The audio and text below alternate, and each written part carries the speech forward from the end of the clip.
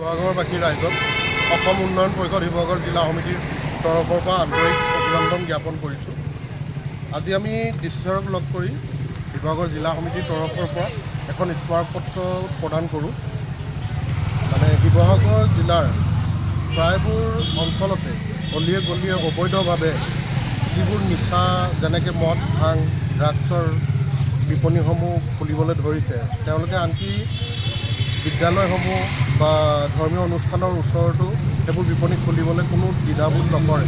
তাৰ পৰা উঠি অহা নৱপ্ৰজন্মৰ যথেষ্ট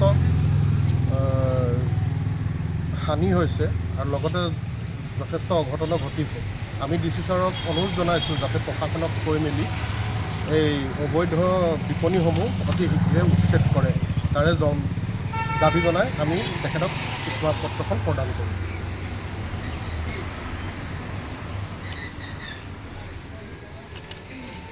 শিৱসাগৰবাসী ৰাইজক অসম উন্নয়ন পৰিষদ শিৱসাগৰ জিলা সমিতিৰ তৰফৰ পৰা আন্তৰিক অভিনন্দন জ্ঞাপন কৰিছোঁ।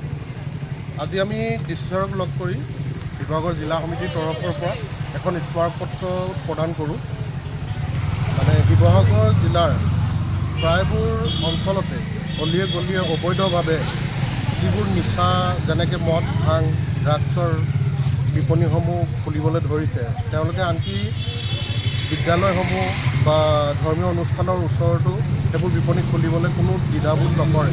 তাৰ পৰা উঠি অহা নৱপ্ৰজন্মৰ যথেষ্ট হানি হৈছে আৰু লগতে যথেষ্ট অঘটনো ঘটিছে। আমি ডি চি ছাৰক অনুৰোধ জনাইছোঁ যাতে প্ৰশাসনক কৈ মেলি এই অবৈধ বিপণীসমূহ অতি শীঘ্ৰে উচ্ছেদ কৰে। তাৰে দাবী জনাই আমি তেখেতক স্মাৰকপত্ৰখন প্ৰদান কৰোঁ।